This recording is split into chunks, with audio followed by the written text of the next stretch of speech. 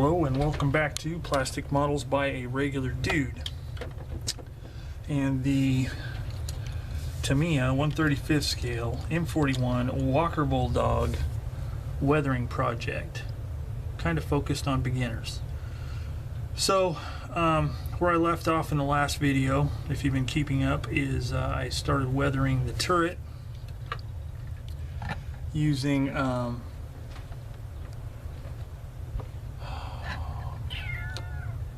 oils, something new for me, but I covered that in the last one, so we're not going to talk about it on this one. So on this one, I've started working on the lower hull. As you can see, I have no wheels on that side, but I have wheels on the other side. There's a reason for that. So what I have done so far is this. Hopefully you can see inside of there.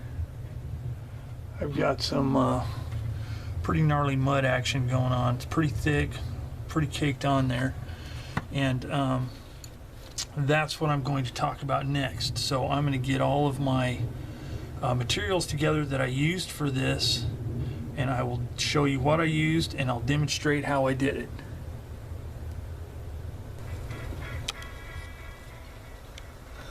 Okay, here are the ingredients for my mud mixture and the tools. The base and primary component is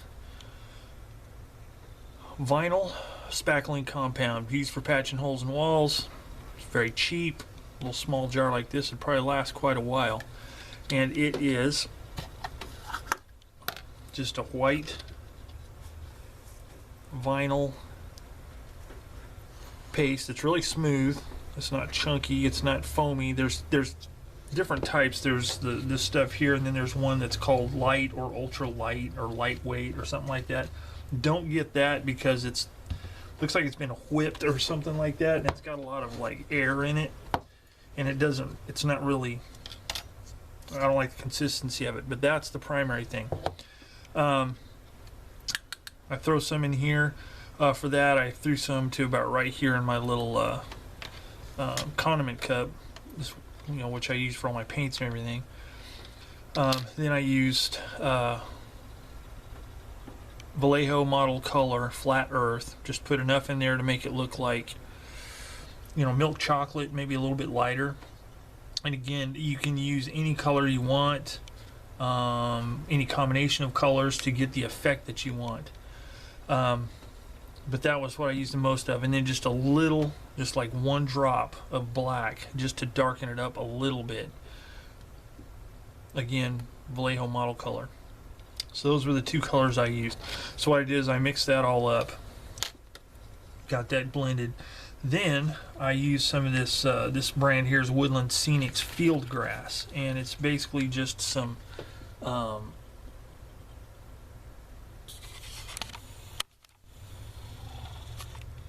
it's available at the hobby shop. You can use it for making, tufts of grass or weeds or whatever.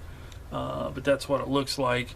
And I just pulled some out, just used scissors and chopped in random lengths. Whoops, sorry. In random lengths into the mixture to give it like a little bit of grass. The color, it's probably not really that important. I mean, this is really kind of greenish looking, but once you get it in there and you get it all mixed up, the color is pretty much shot. So it's just to mainly give it some texture. Then I used some whole oregano, and what I did is I got it and I just kind of just put it in the palm of my hand, just a little bit, just to give it some more texture, and just really crunched it up and made it into a fine, almost powder. Not really a powder, just really small flakes. Dump that in there, mix that all up, and then once that was done, it was ready, and I just used one of my nasty old Pigment brushes and just dabbed it in there, glopped it on real heavy, got it worked down into the suspension components. And whenever you get done,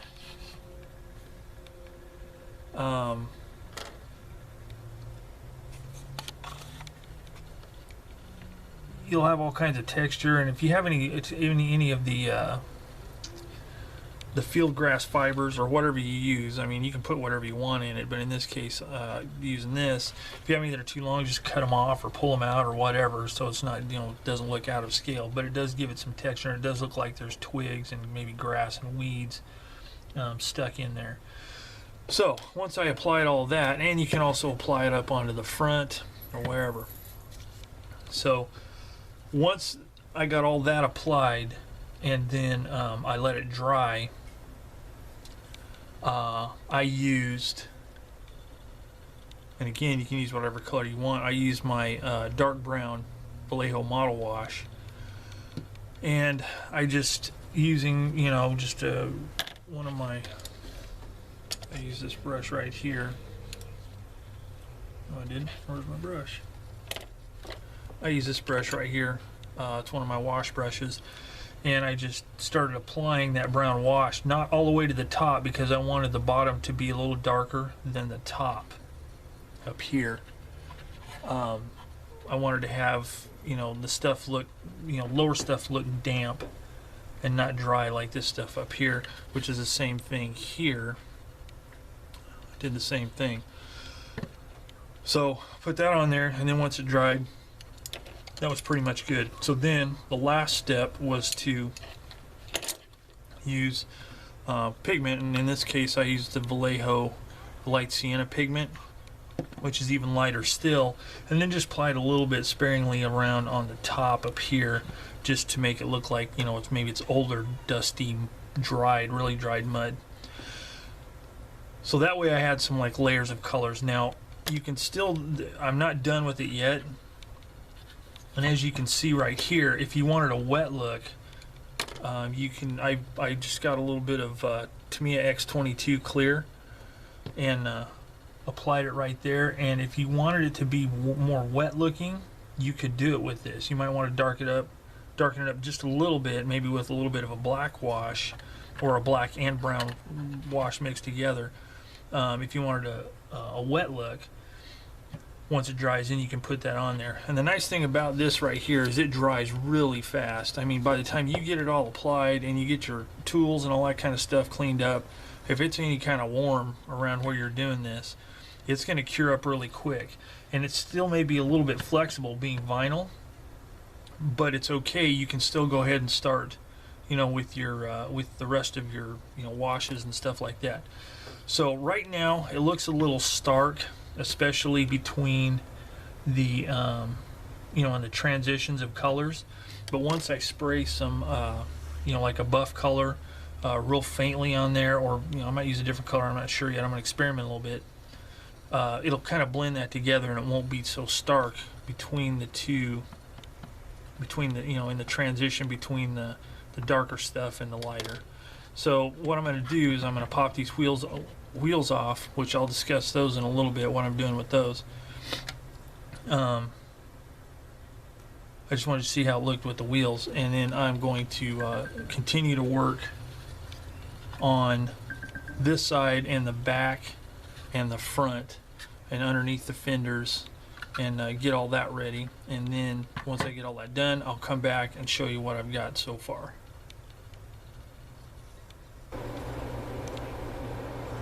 Alright, so first I get my vinyl spackling compound, and I just start scooping it in here. I could use something bigger, but this will work just fine.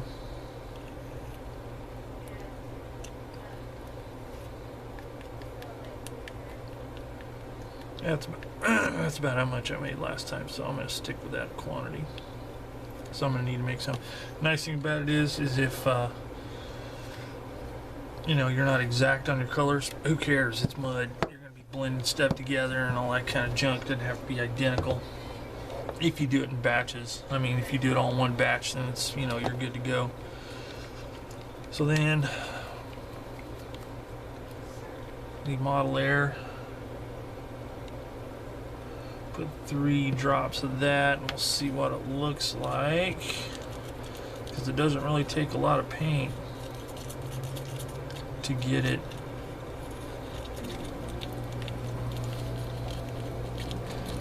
That's a little bit light from what I had yesterday.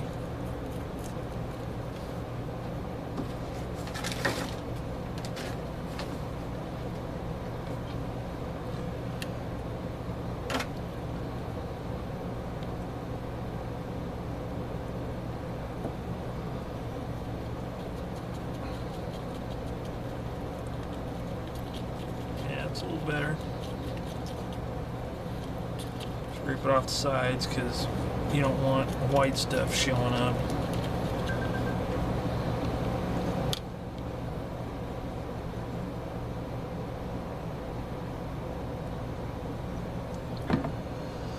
And then let's go with 1 drop of the black.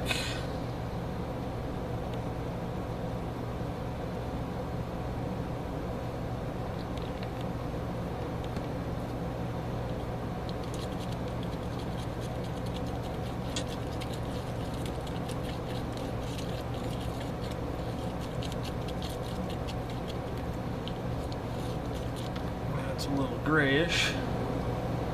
Let's put a couple more drops of a couple more drops of that.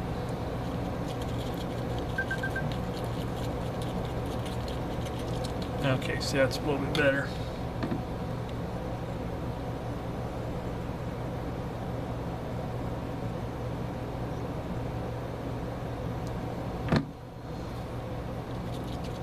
All right, so we got our base here. So next, I'm going to take this.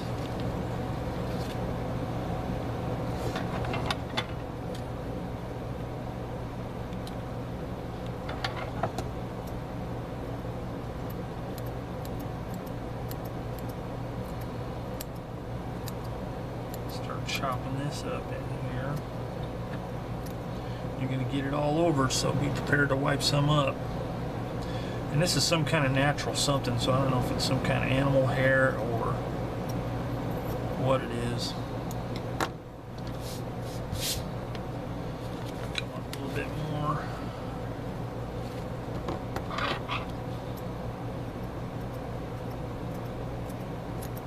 It's kind of staticky, so it's going to go flying all over the place.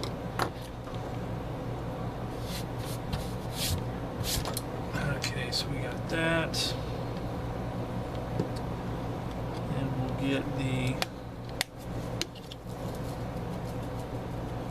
oregano, which is about that much right there. Again, it doesn't really matter because you know you can put however much you want in there.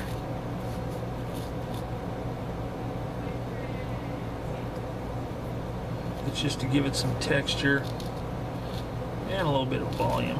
And this smells really good. It smells like you're cooking Italian food or something.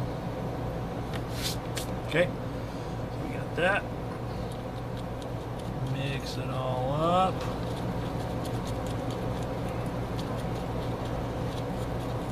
Those fibers in there really good.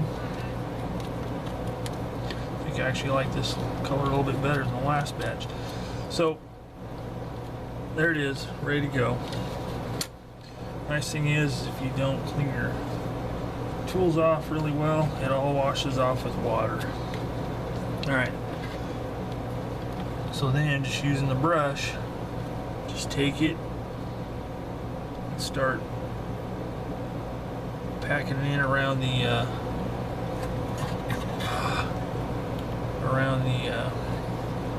suspension, running gear, wherever you want mud.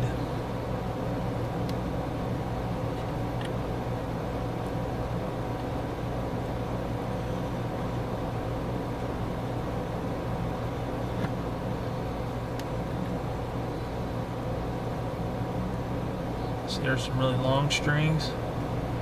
Pull those out. You don't want those. I did a better job of cutting up last night, but I'm trying to not take up too much time on the video here.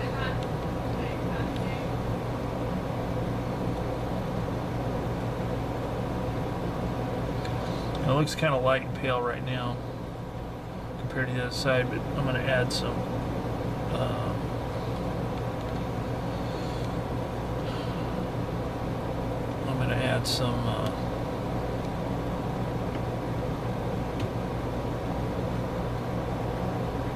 some of that Vallejo wash, brown wash on here. So you're seeing how I'm doing it, so I'm going to go ahead and finish up the rest of that and then move on to the next part. Alright, so we got the rest of that, and as you can see there's a difference in color here from the stuff I already did in this because I haven't put the wash on. So we need to let that dry. And while that is drying, don't forget that you've got running gear here that is also getting slung through the mud. So you want to, on the inside part, you don't want to go as heavy because, you know, obviously the motion of the wheels and tracks is going to clean a lot of this off just through friction, vibration, whatever else, but you still need it on here. So just put some on the inside of the drive wheel or drive sprocket, both of them.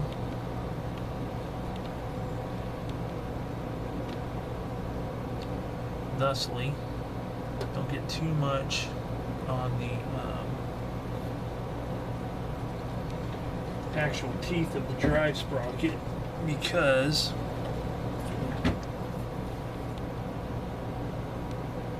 you know those will be worn off pretty good.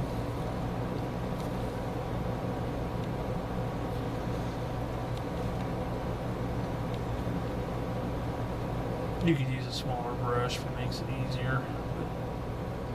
Now, one more thing, and I've seen this missed on other vehicles before, but you want to get some mud inside of there because, you know, mud is going through the tracks and it's going to be getting caked up all over inside.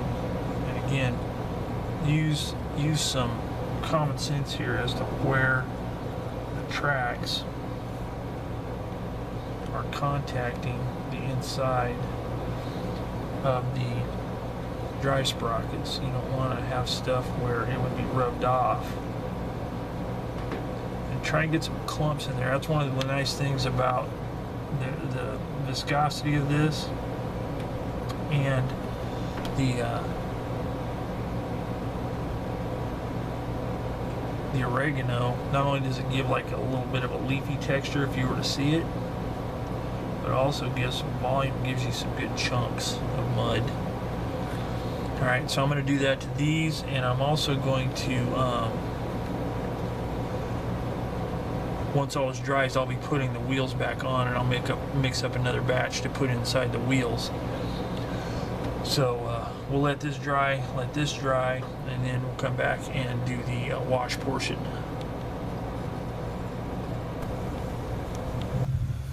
Alright, while I'm waiting for this to dry, I'm going to pick out some of these longer bits of hair. Now, I could have prevented this completely by just taking a little bit more time and cutting it up, but I was being lazy and I didn't.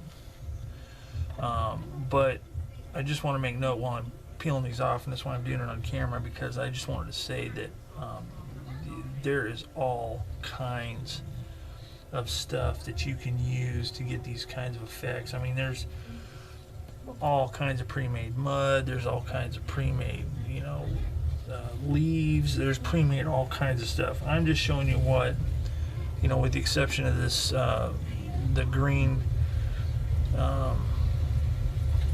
weed material that I got from the hobby shop.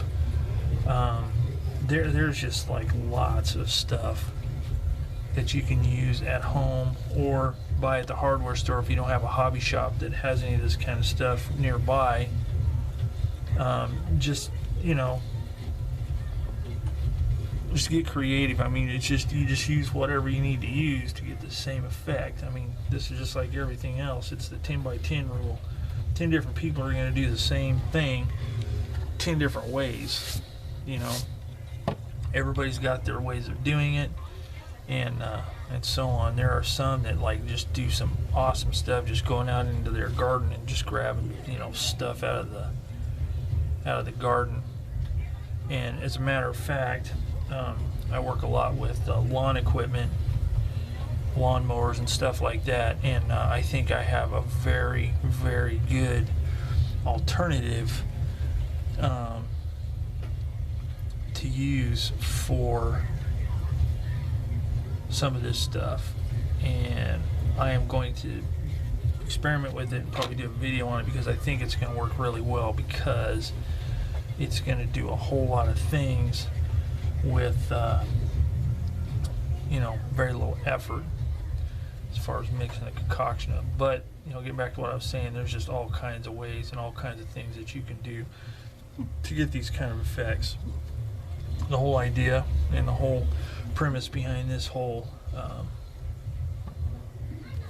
well, that's a long one, M41 experiment, I'm calling it, is testing out and trying different methods for getting these kinds of effects. Okay, so you know, if you want to copy what I'm doing here, you know, it works. Is it really effective? I don't know. We'll find out when I'm done, but I think it gives a pretty good facsimile, and once I get more of the weathering process done, it'll look even better.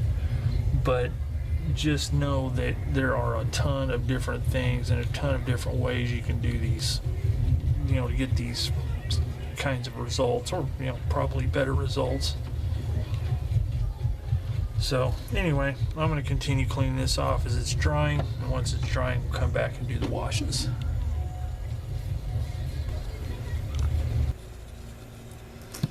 Alright, my mud mixture has had time to dry. So I've taken some of my brown wash, and using my largish wash brush, I'm going to start applying it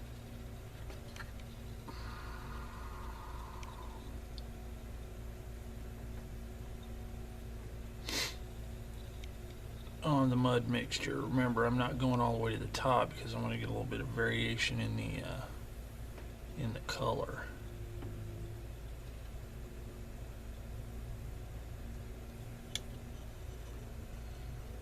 So I'm just gonna liberally apply it all over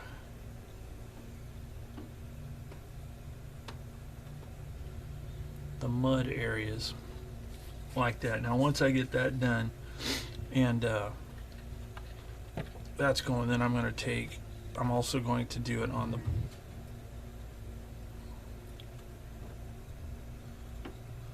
the drive sprockets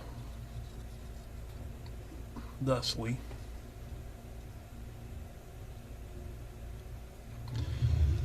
Then once I get that done, I am going to take the idler wheels and apply some mud on the inside edges of those. I'm saving the outside for last because I'm going to do all that at once,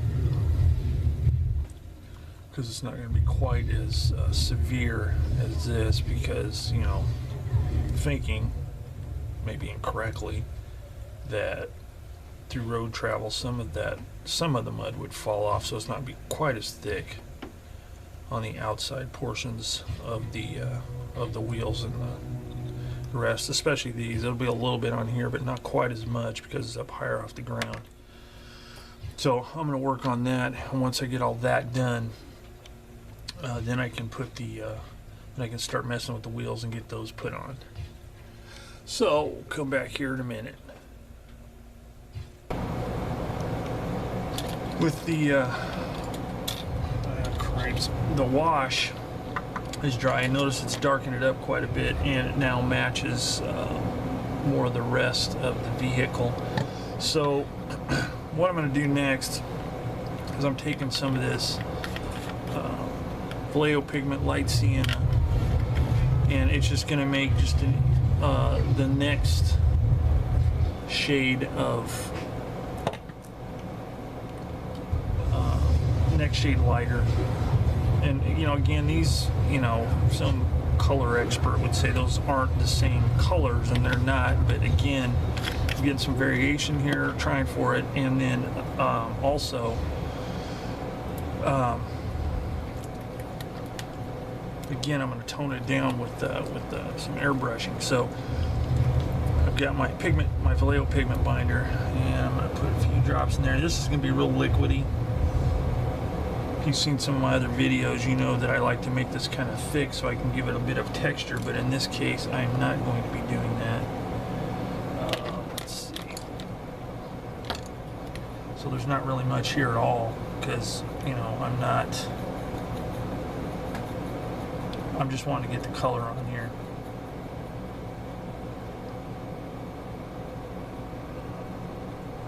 I'm going to get a pointier brush for this because I don't want to get too much on the rest of the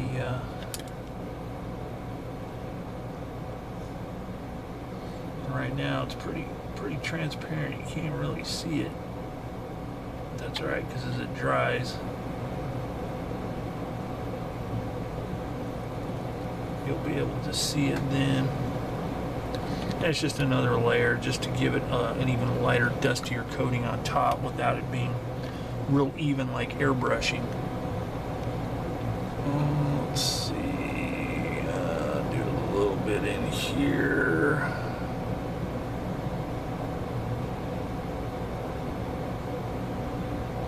Like that. Now, another thing that I want to do, see if I can get it to do it with this amount of pigment. It might not be enough,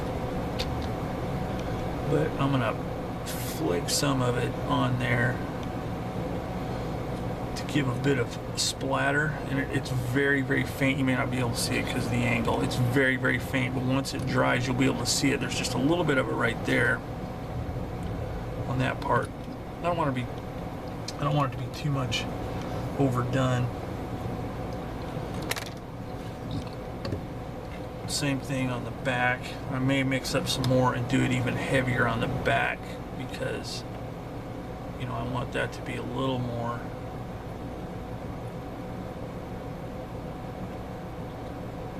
heavier on the back, just because of the, you know, since the vehicle travels predominantly in forward as opposed to reverse.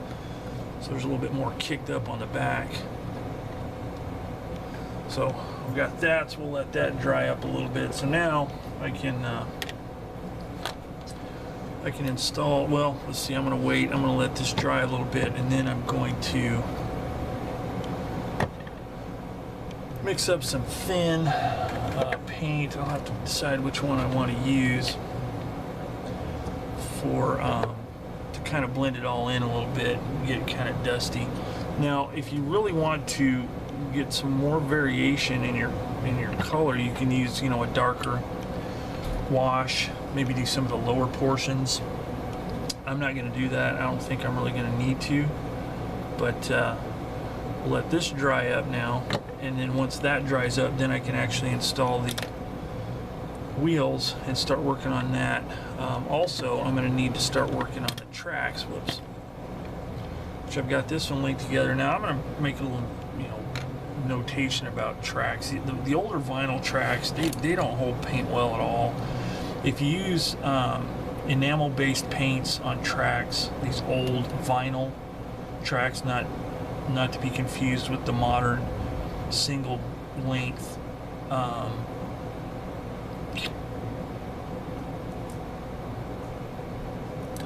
flexible styrene tracks. These things, they don't hold paint at all. The enamel paints, they don't really, it can take years. I mean, I have a kit that I built a few years ago, and I used enamel paints on the tracks, and on certain days it's still tacky. Acrylics, you know, even like Stynylrez, whatever, it just doesn't really stick. Tamiya paints, same thing. As you can see right here, to test it, I just stuck some tape on there, and it peeled right off. I mean, there's nothing to hold it on there. And that's one of the biggest, as far as I'm concerned, that's the biggest drawback to vinyl tracks. For certain kits, they can be okay as far as the detail and the fact that they don't need sag, but, you know, other than these real old ones where they don't have any interior detail at all, just the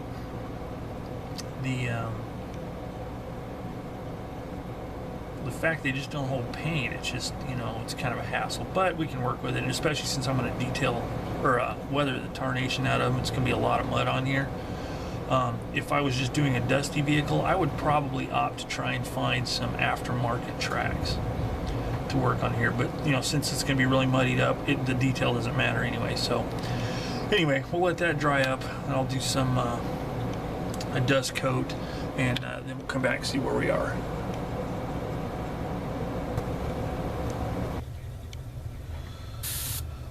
Alright, what I've done here is using Tamiya XF57 buff. I thinned it out a little bit and very, very faintly dusted all underneath here and underneath and along the front. Anywhere where this mud is, just to kind of blend it in a little bit with the rest and to tone it down just a little. So once we get the wheels on and all that kind of stuff, it's gonna look pretty good. So with that done, I need to put some mud on these wheels on the idlers,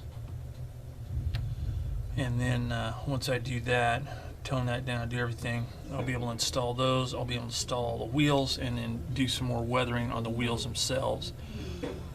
Then we'll move on to the tracks.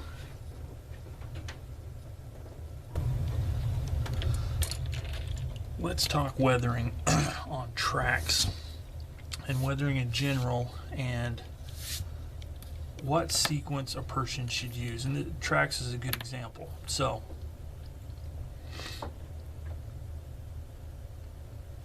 when tracks are on a vehicle, when they're brand new, you've got the metal parts and the rubber part, or just all metal, depends on the track. In this case, rubber on the road contact surface, and then the other parts are metal. So how would something like this weather? First, you think about, you know, the track on the vehicle, brand new vehicle out of the plant. So what's going to happen? Two things are going to happen first. As it's being driven down, say, a clean road or whatever, on its way to wherever it's getting, driving across, you know, the base, whatever. It's the first things that are going to happen is the track pads themselves are going to get discolored from dust and dirt on the road. The next thing that's going to happen is the metal parts are going to begin to wear. Now in this case, the guide teeth, the guide horns in the center of the track, just from rubbing on the inner part of the rim of the wheels and the idlers, those are going to start to get a little shiny, as is the surface, the flat surface that the wheel contacts. It's going to rub through any grime and dirt and stuff like that, and just from the constant motion, it's going to eventually make that a little more shiny than the rest. Any of the metal parts on the outside edges that contact the road surface are going to get a little sheen to them from bare metal. Then as it dries and dries and dries and dries, even as dry conditions, eventually dust and dirt is going to deposit in all the nooks and crannies of all the moving parts of the track, inside and out, with this part here maintaining a more of a clean metallic, not totally clean, but a cleaner metallic finish. Then as it drives through mud and fields and grass and whatever, then stuff's going to start building up in the joints between the track links, around the edges. It's just going to start filling in with stuff. As it drives on the road, a lot of that will come out, but it'll still leave some deposits. So what I'm trying to convey here is that certain things are going to happen before others. So in this case, what I'm going to do first, because of that, is I'm going to using some aluminum Model Air paint. I'm going to hit these guide horns here, and a little bit to a lesser extent because there is going to be a lot of mud buildup on this. Going to hit up the inner surface of the track here where the road wheels would be. Once I get that done, then I can install the tracks and everything onto the vehicle for further weathering. And some of that's going to get covered up by mud, but it's still going to be underneath, so it'll look like, you know, underneath that mud is, you know, worn down to the metal guide horns. And the reason you want to do it in that order is because you put the mud on there and you get some clumpy stuff, and then you put your silver on top of that, then it's just going to look like clumpy silver paint. It's not going to look like mud's covering something that's silver or metal underneath. So that's kind of the thought process I have behind that. So I'm going to take a brush, and what I think I'm going to do is using my, let's see, what brush do I want to use? I think I'll use this one. This is just kind of a generic. No, I think I'm going to use this one, this little small one here, because I don't care about this brush if I mess it up. So what I'm going to do is I'm going to take my silver and put a little bit on here, and I am going to just take a little bit of the paint there, scrub some off on a paper towel, and then just start highlighting that like that. Okay, I don't want it to be completely just silver. Just kind of lightly dry brush it so it doesn't look totally even, as if I were to take a paintbrush and just paint it on there, because it's not going to wear real evenly.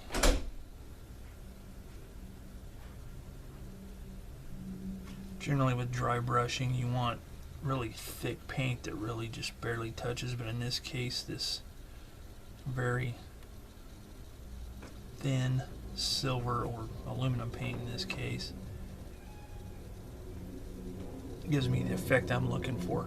So I'm going to work on that for a little bit, get that done. Then once it cures up, I can start putting the wheels and tracks in place. Then we can move on to the adding the mud to the tracks themselves.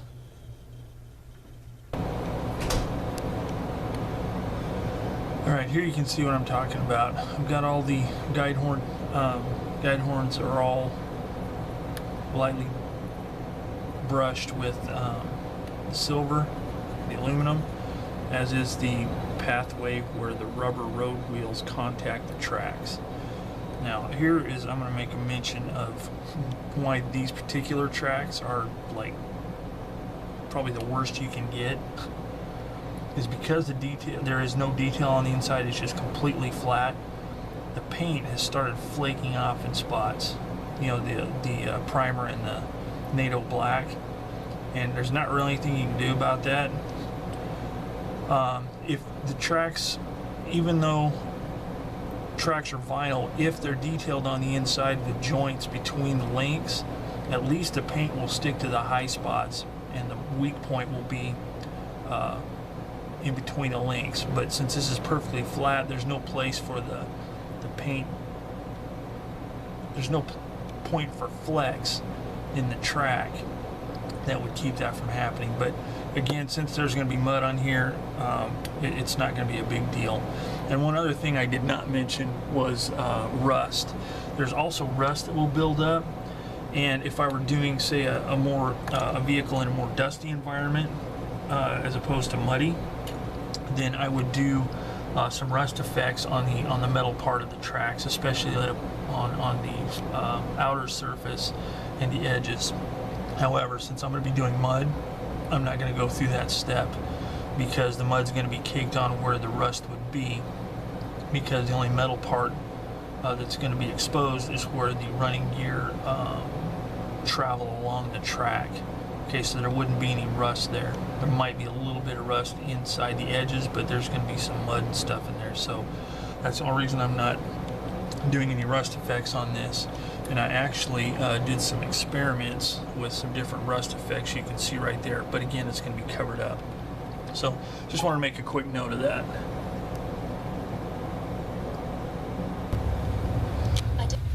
Alright, so now I have got the tracks installed and I am working on the tracks. So I mixed up another mixture of my mud with the spackling compound and such, and now I use the same ingredients as before, and now I'm just getting it and working it into the tracks all the way around. I'm doing the outside part first.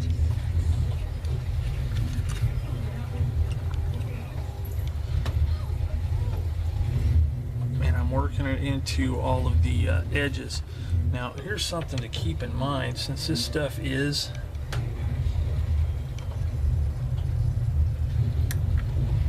vinyl,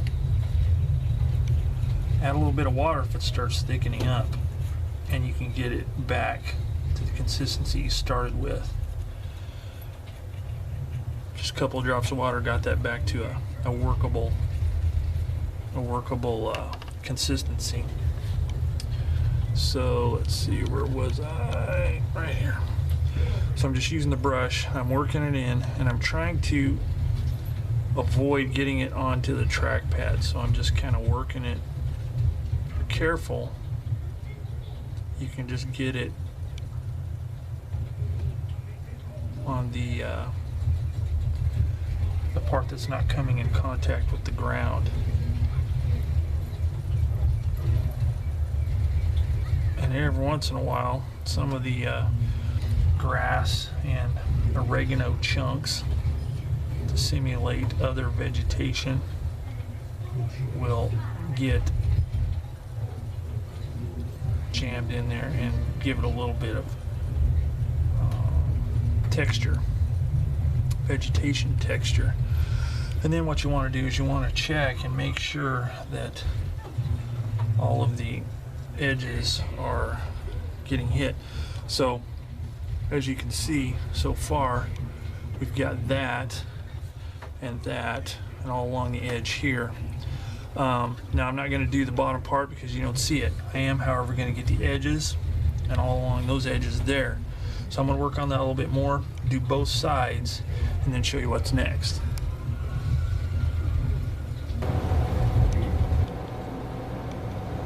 Okay, I've got the tracks done all the way around, making sure that all of the edges, front and back, are all done. And as you can see, I've done some on the drive sprocket as well. So now I need to do some on the wheels. Now the wheels, you don't have to just like really glop it in there, but you do want to get some on and make sure that you don't allow it to get on the actual surface of the rubber portion that comes in contact with the track, because you know it wouldn't, if it was running through fresh mud, if that's what you were trying to accomplish, then you could somewhat, but this I'm trying to convey like,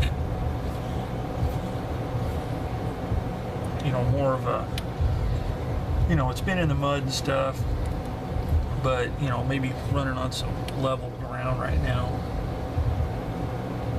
And then you might, and then just vary it. You know, you don't want it to come out looking like paint, but you don't want like just all big chunks. You gotta, you know, do some variation in there.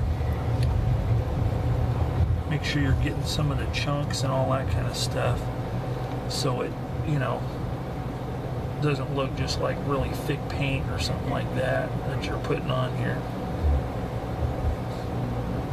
You know, cake some along the edge of the rim of the wheel. without getting it on the surface. If you do, just wipe it off, because you really don't want it.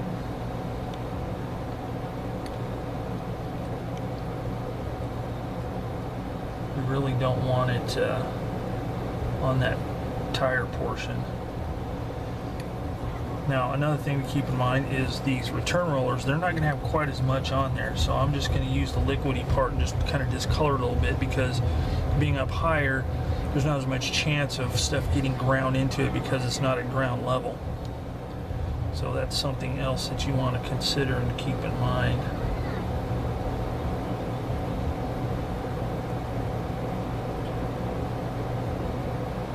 As you're doing this.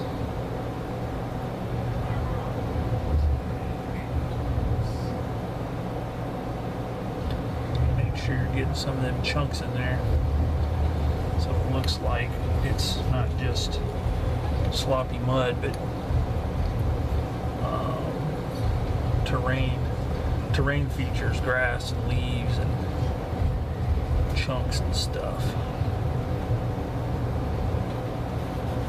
Okay, so that is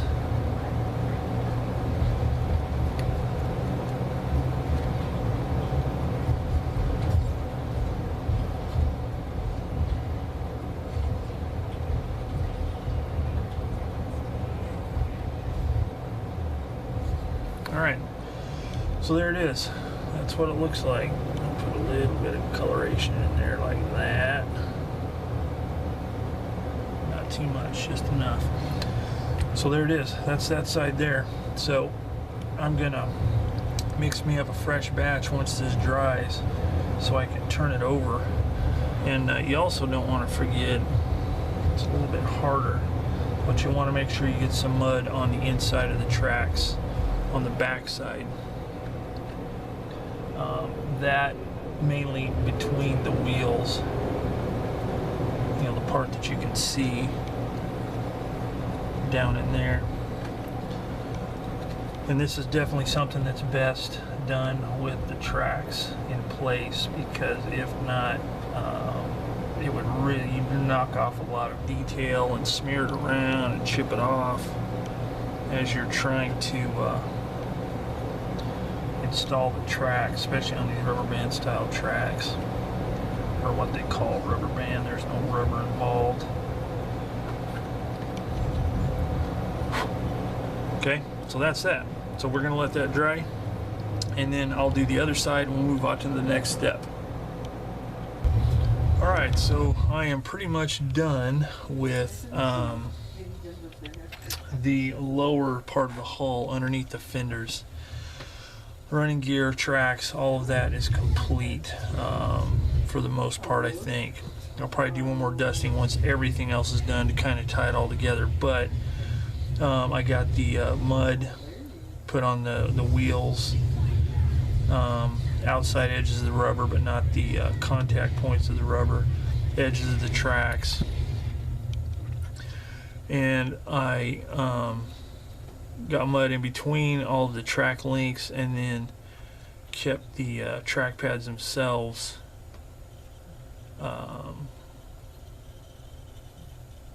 you know, bare rubber, and then weathered them a little bit with the Ultimate Weathering Wash Light Dirt. Just dabbed that on there and then just rubbed it off with a Q-tip.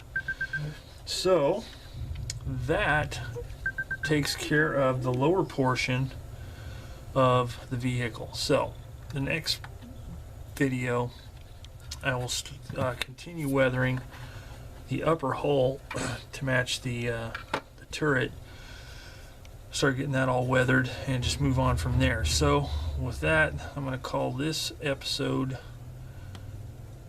done, and hope you enjoyed watching this as much as I enjoyed doing it, because this, like I said, this is the first time I've done heavy mud, and I'm pretty somewhat stoked with the way it turned out for my first attempt. So anyway, that's it for the Tamiya M41 Walker Bulldog in 1/35 scale, and the weathering portion. So Thanks for joining me. If you have any questions or comments or even suggestions on how I can better do this or what I could do to enhance it, put them in the comments below, and I will see you all next time.